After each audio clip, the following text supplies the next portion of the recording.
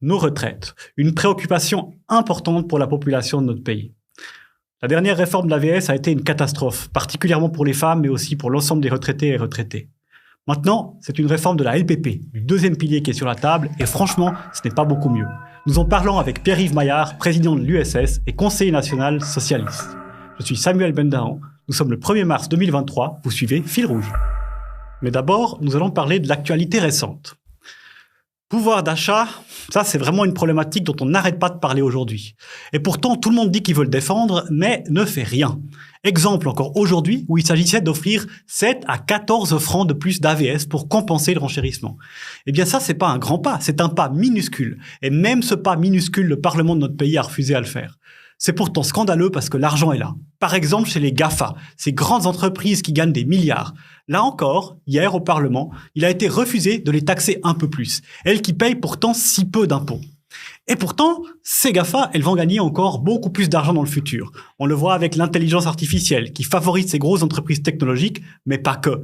On a vu aujourd'hui qu'une entreprise de journalisme a décidé de licencier des journalistes en disant finalement l'intelligence artificielle va pouvoir faire leur travail. Et ça, c'est vraiment un problème.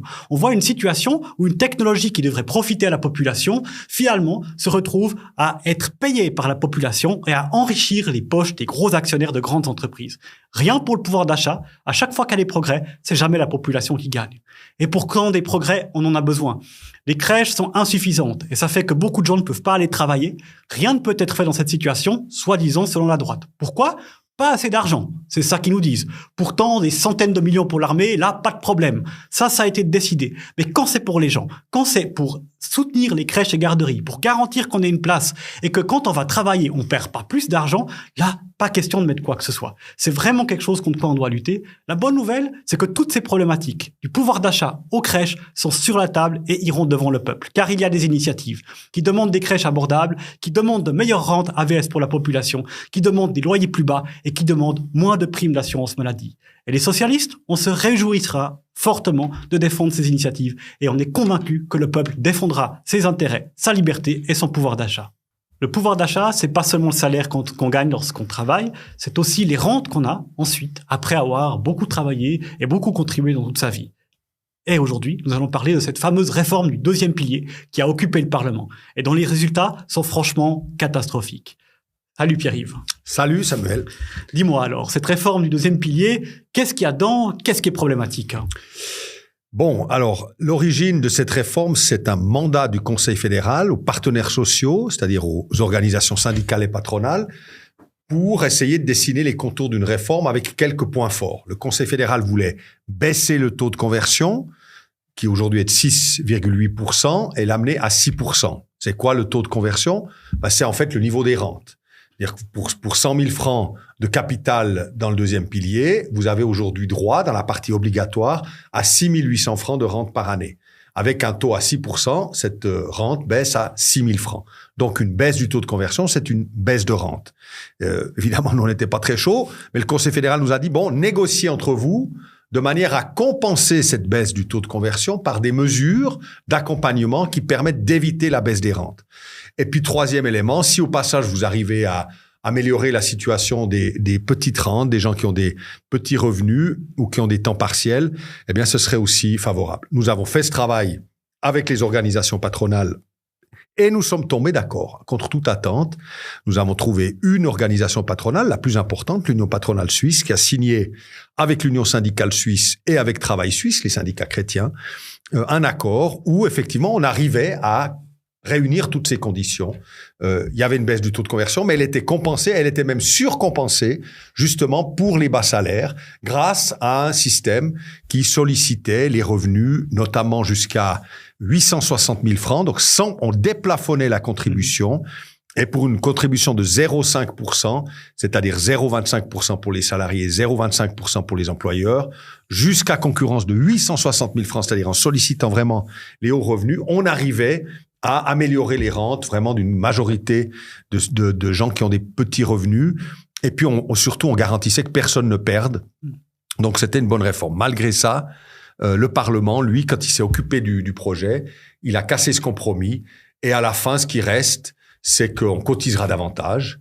beaucoup plus pour certaines catégories de revenus, mais que les rentes, elles ne seront pas compensées, en tout cas pas pour tout le monde, et puis elles se seront en fait à la baisse pour une grande proportion de la population. En gros, on payera entre 2 et 3 milliards de plus chaque année entre employeurs et employés pour un système de rente qui devrait en gros se dégrader, voire peut-être rester ce qu'il est pour une partie de la population. Je comprends pas très bien quelque chose. Comment ça se fait qu'on paye des milliards si finalement il n'y a pas quelque chose en échange ? Parce que pour une partie de la droite, enfin pour la droite, au fond, il faut contribuer toujours davantage, n'est-ce pas ? C'est le système du deuxième pilier, pourtant un système qui a connu une accumulation de capital exorbitante. Il y a encore une vingtaine d'années, au début des années 2000, le capital cumulé par les caisses de pension, c'était 500 milliards de francs. 20 ans plus tard, on est à 1000 milliards de francs. Donc le capital cumulé a doublé en 20 ans. Mais alors, il y a rien besoin de faire par rapport à ça ? Du coup, tout va bien ? En fait, non, il y aurait rien besoin de faire. Nous, on a accepté d'entrer en matière dans ce projet parce qu'on se disait c'est une occasion de mettre un peu plus de solidarité dans le système. Le deuxième pilier, c'est un système de capitalisation individuelle. Il y a quelques mécanismes de solidarité pour un certain nombre de risques, mais globalement, c'est un système de capitalisation individuelle. Et si on veut améliorer dans le deuxième pilier les rentes notamment des femmes qui ont des temps partiels, ben c'est presque impossible de le faire dans une logique individuelle. Parce que qu'est-ce que vous voulez faire ? Ça veut dire qu'elles doivent simplement payer plus de cotisations pour mettre plus d'argent de côté avec des rendements qui, de toute façon, sont pas toujours très élevés. À la fin, pour avoir vraiment un effet sur la rente, on est bien obligé de mettre une dose de solidarité. Et c'est justement cette dose de solidarité qui permettait d'atteindre les objectifs, c'est-à-dire d'améliorer rapidement les rentes pour celles qui ont travaillé et ceux qui ont travaillé avec des temps partiels ces dernières décennies.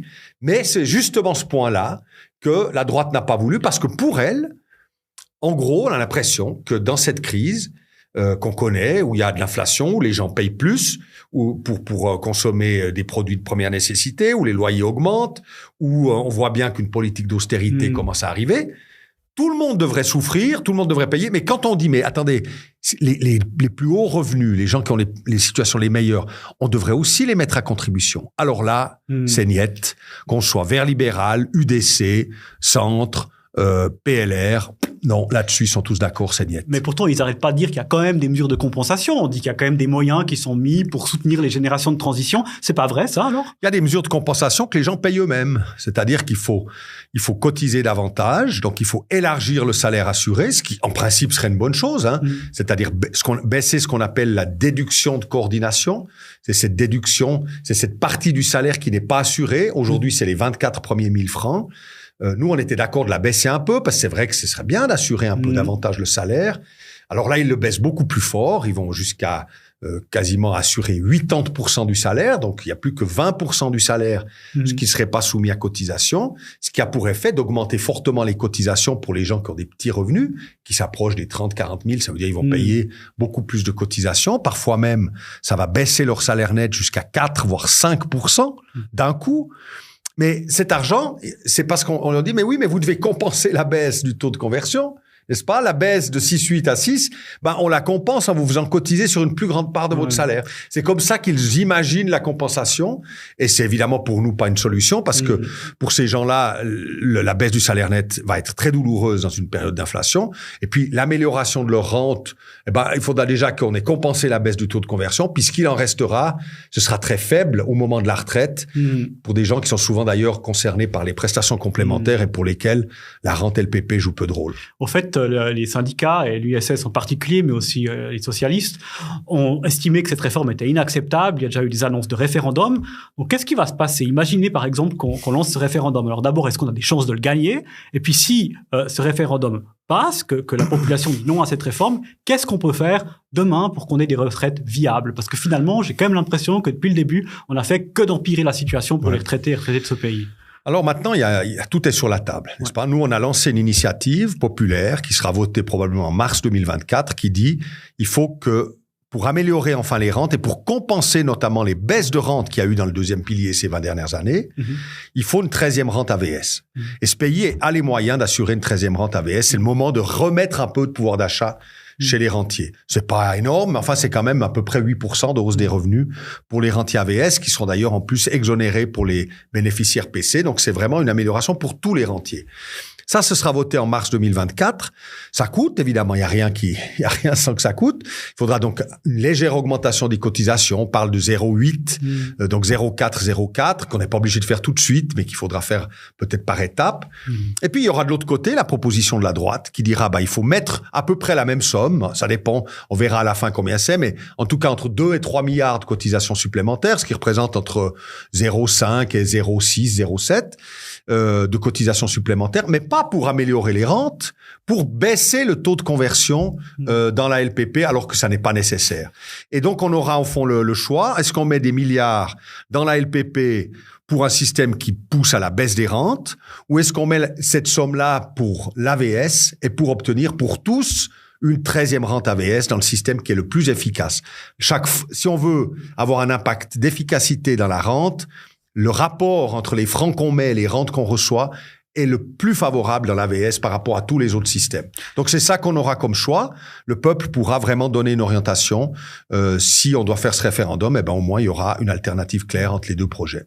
Voilà, vous l'avez compris. On a un choix assez simple. Mettre beaucoup d'argent pour gagner moins ou mettre beaucoup d'argent pour que tout le monde gagne plus. Finalement, c'est beaucoup plus simple qu'on ne le croit, ces questions de retraite.